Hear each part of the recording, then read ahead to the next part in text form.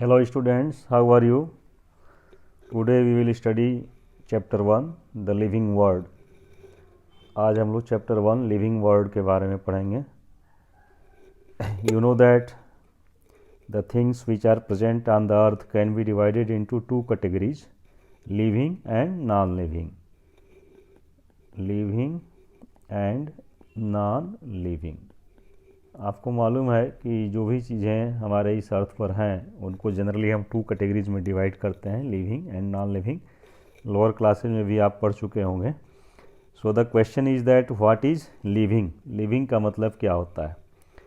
There are certain criteria on the basis of which we decide that which one thing is living and which one thing is non living.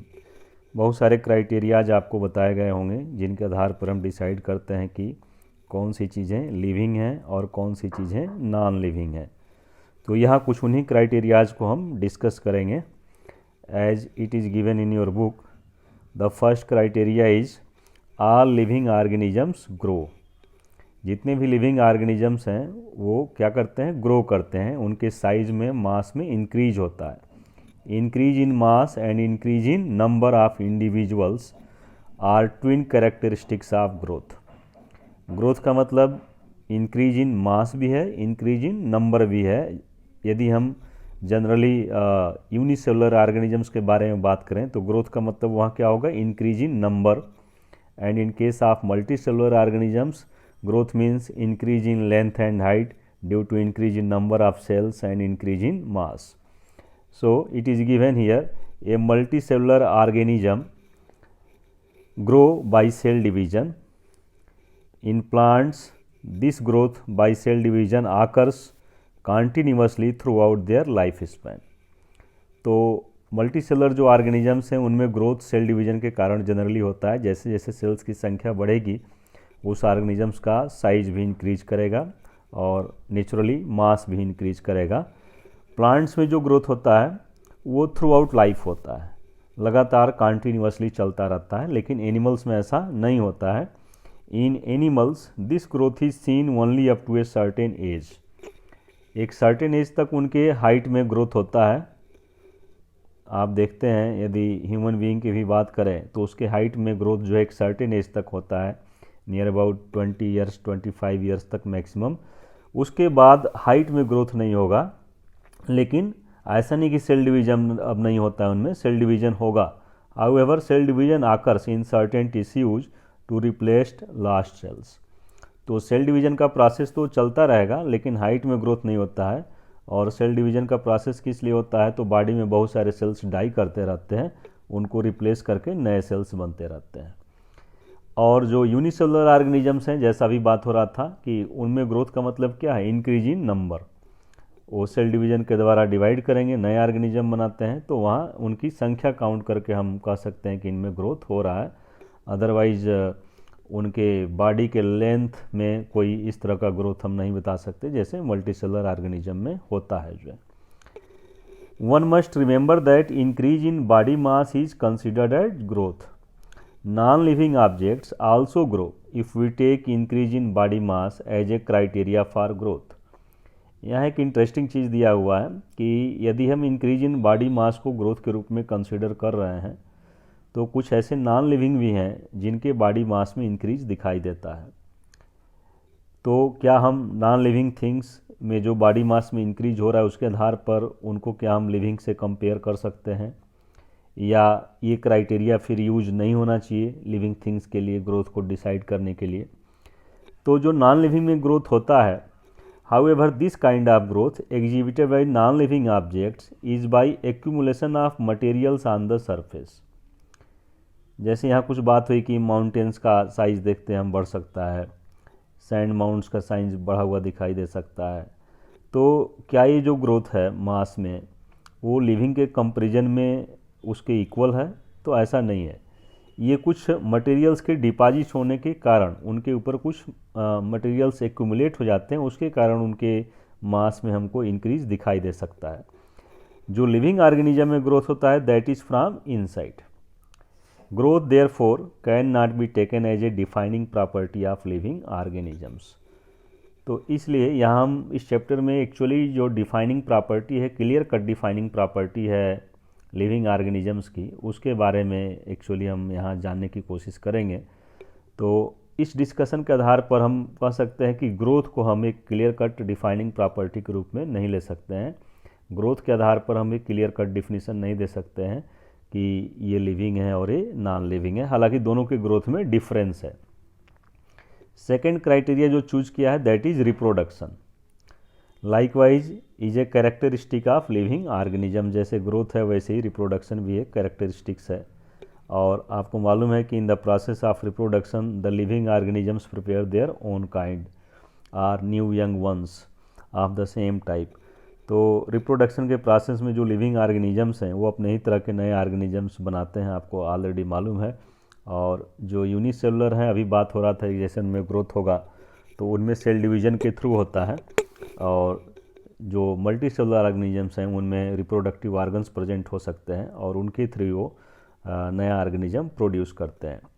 आप ए sexual reproduction और sexual reproduction पढ़ चुके हैं। ए sexual reproduction में एक single parent involve होता है। In lower organisms like yeast and hydra we observe budding, जैसे उनमें बर्डिंग बताया गया था आपको। प्लेनेरिया है, फ्लैट वर्म्स जिनमें रीजनरेशन होता है, फ्रेगमेंटेशन होता है कुछ एल्गी वगैरह में जो है। तो ये कुछ मेथड्स आप पढ़े थे ए सेक्सुअल रिप्रोडक्शन के जो है, यहाँ देखिए फ्रेगमेंटेशन भी दिया हुआ है। तो वहाँ रिप्रोडक्टिव ऑर्गन की ज़रूरत नहीं पड़ती है, लेकिन बहुत सारे मल्टी सेलुलर ऑर्गेनिजम्स ऐसे हैं जहाँ रिप्रोडक्शन के लिए रिप्रोडक्टिव ऑर्गन्स प्रेजेंट हैं और फिर उनमें मेल एंड फीमेल गैमिट बनते हैं, फर्टिलाइजेशन होता है और फर्टिलाइजेशन के बाद जाइगोट बनता है और वो जाइगोट एक नए यंग वंश में एम्ब्रियोनिक डेवलपमेंट के थ्रू डेवलप करता है।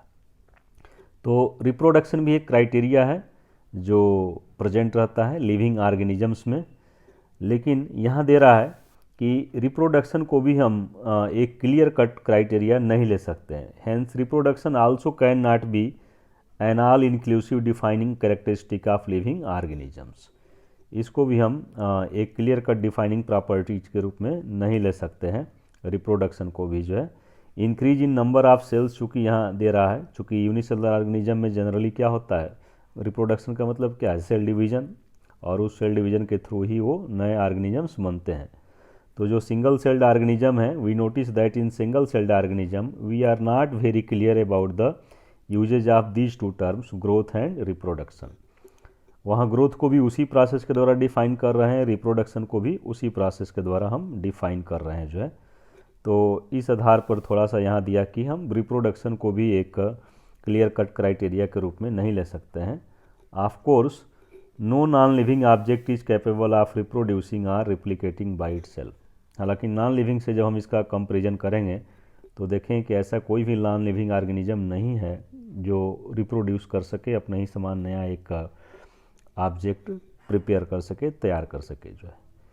मेटाबॉलिज्म भी होता है। आपको मालूम है कि लिविंग ऑर्गेनिजम्स के अंदर बहुत सारे जो है लाइफ प्रोसेस चलते रहते हैं, रिस्पिरेशन हो रहा है, डाइजेशन हो रहा है, एक्सक्रीशन हो रहा है, तो इनको मेटाबॉलिक रिएक्शंस बहुत सारे बॉडी के अंदर चलते रहते हैं जो है। There are thousands of metabolic reactions occurring simultaneously inside all living organisms, be they unicellular और मल्टी सेलुलर, चाहे वो यूनिसेलुलर हो या मल्टी सेलुलर हो, बहुत सारे मेटाबॉलिक रिएक्शंस उनके बॉडी के अंदर होता रहता है। और इन मेटाबॉलिक रिएक्शंस के अंदर बहुत सारे केमिकल सब्सटेंसेज का ब्रेकडाउन भी होता है, बहुत सारे केमिकल सब्सटेंसेज का सिंथेसिस भी होता है, जैसे यहाँ दिया हुआ है। All plants, animals, fungi and microbes exhibit metabolism. सभी में जितने भी लिविंग ऑर्गेनिजम्स हैं सबके अंदर ये मेटाबॉलिज्म होगा। And the sum total of all the chemical reactions occurring in our body is metabolism. जितने भी केमिकल रिएक्शंस हो रहे हैं, जैसा भी डिस्कस हुआ कि थाउजेंड्स ऑफ केमिकल रिएक्शंस हमारे बॉडी में होते हैं, वो सब मिलाकर के कलेक्टिवली उनको कहते हैं मेटाबॉलिज्म। आगे आप पढ़ेंगे कि इसको दो कैटेगरीज में फिर डिवाइड करता है, कैटाबॉलिज्म एंड एनाबॉलिज्म। कुछ सब्सटेंसेज का ब्रेक डाउन होता है इन रिएक्शंस में, उसको कैटाबॉलिज्म कहते हैं। कुछ न्यू सब्सटेंसेज जब सिंथेसाइज्ड होते हैं तो उसको एनाबॉलिज्म कहते हैं। No non living object exhibits metabolism. तो कोई ऐसा नॉन लिविंग ऑब्जेक्ट नहीं है जिसके अंदर मेटाबॉलिज्म दिखाई दे। Metabolic reactions can be demonstrated outside the body in cell free systems An isolated metabolic reaction outside the body of an organism performed in a test tube is neither living nor non-living. जो metabolic reactions हमारे body में हो रहे हैं, living के body में हो रहे हैं, तो सेल फ्री सिस्टम में भी हम उनको रिप्रेजेंट कर सकते हैं, दिखा सकते हैं। मतलब लिविंग बॉडी के बाहर भी हम कुछ मेटाबॉलिक रिएक्शंस को कैरी आउट कर सकते हैं और टेस्ट ट्यूब में जैसे, और उस कंडीशन में हम उन रिएक्शंस को न तो लिविंग बोलेंगे न नॉन लिविंग बोलेंगे। Hence while metabolism is a defining feature of all living organisms without exception, isolated metabolic reactions in vitro are not living things but surely living reactions. तो बाहर जो है इन विट्रो जब हम कोई इस तरह का मेटाबॉलिक रिएक्शंस जो है वो करा रहे हैं, तो वो लिविंग थिंग्स तो उसको नहीं बोलेंगे, है ना, लेकिन वो लिविंग रिएक्शंस ज़रूर हैं। तो मेटाबॉलिक रिएक्शंस को हम कह सकते हैं कि ये जनरली लिविंग्स में ही पाए जाते हैं, नॉन लिविंग्स में नहीं होते हैं, और इनको डिफाइनिंग प्रॉपर्टी के रूप में हम कंसीडर चाहे तो कर सकते हैं। यहाँ सेलुलर ऑर्गेनाइजेशन ऑफ बॉडी भी दिया हुआ है कि ये भी एक डिफाइनिंग फीचर है लाइफ फॉर्म्स का। आपको मालूम है कि जितने लिविंग ऑर्गेनिजम्स हैं वो सेल से बने हुए हैं, और cell is the structural and functional unit of the living organisms. Cell combine करते हैं, फिर ग्रुप बनाते हैं tissue, group of cells which are similar in structure and function, तो टिश्यू बनता है। टिश्यू फिर जो है आर्गन बनाते हैं, आर्गन सिस्टम्स बनाते हैं, फिर एक लिविंग ऑर्गेनिज्म या क्रिएचर का फॉर्मेशन होता है। तो सेलुलर ऑर्गेनाइजेशन जो है ये इस तरह का नॉन लिविंग थिंग्स में नहीं प्रेजेंट रहता है, ये जनरली लिविंग थिंग्स में ही प्रेजेंट होता है।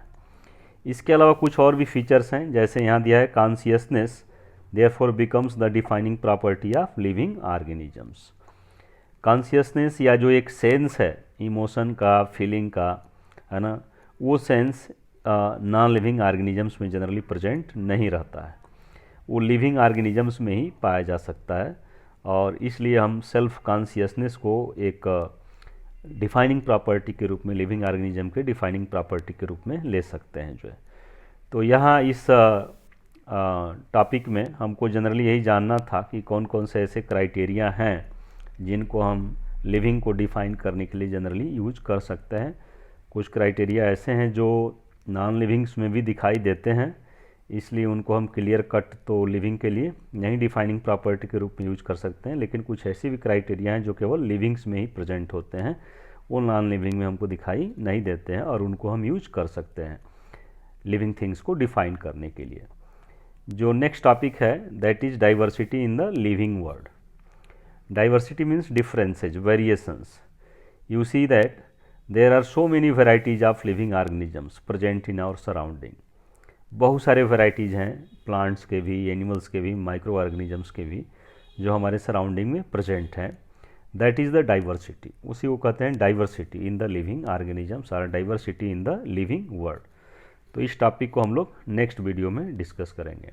Thank you.